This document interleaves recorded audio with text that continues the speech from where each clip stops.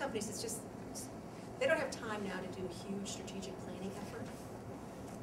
They might not have the mind share to do it, so I think you can start with the old strategy, but there's a lot of things that don't support the existing strategy. There are things that hang on. And actually, if you go through the concept of strategic DNA, you're supposed to continue to go back to, but how does everything down to the projects and the measures tie back to the strategy? And if you actually took everything that you were doing, like all your projects, your measures, whatever, put them all out, and then try to match them up to parts of the strategy, you'll have a bunch of orphans on the table. But do you really stop doing that work? I mean, some could be operational, it needs to happen, but oftentimes there's a lot there that just never gets dealt with. And so you don't free up the resource. You don't free up, the disk space, you don't free up the human resource, like it's in my email, should I open it up, do I need to read it? And that can be a real plus with employees, is if you actually get rid of something. Not their job, obviously, but something that's an annoyance, and you say, I want you to direct your energy to the end game. It gets a lot of buy-in, especially middle management that's swamped. But my experience with that is it's important to do it, but it's always, as you say, very difficult. Most organizations have a very, very horrible time at reallocating resources. I find, and I don't know if you have any, from the experience of doing it, do you have any tips on what makes it easier? Because my sense is it's never pleasant to do that, and a lot of times it's just very, very politically difficult. Yes, it is difficult, and I think others that are here probably have a challenge with making it happen. But it's often that freeing up those resources is how you've justified the investment in something else. True. So I say I'm going to free up these resources, both people and capital, to go pursue a new product or to advance what I already have, based upon this other thing over here stopping or being a status quo. And so since you don't do that, then you monitor your results, and you're 6 months in or you're a year later, and you're like, well, I'm not getting the benefits here, or they're really not real benefits because I'm supposed to get rid of this other thing over here. So your bottom line doesn't change. That individual element maybe looks successful, but organizationally you haven't gotten there. And then you get we have too many priorities, they keep changing, These are the issues that have been around forever. But I think that if you can make it, if you engage the organization or somebody owns that, and in today's world, the challenges, they're going to think that means my job's going to go away.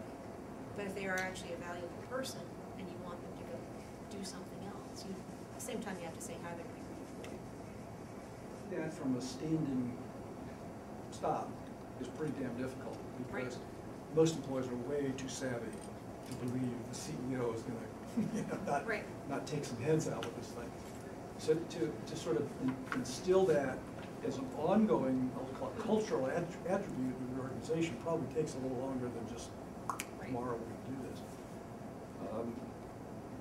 I was reading recently that, what would you call this, Jim Kiltz, who was the guy who sold Gillette, whatever. And I'm sure it was a bit self-serving, I don't know the guy, but one thing I kind of liked about him is he seemed to have this, and he had an acronym I can't recall, which was to basically say, our costs won't go up. Next year we're going to do more at the same cost basis. So over a period of 5 years, that adds up.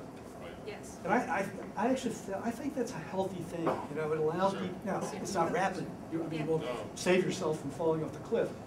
But it begins to instill in people, I better be thinking about how I'm going to do this a little smarter, a little quicker, or a little less of this crap. Right. Yeah.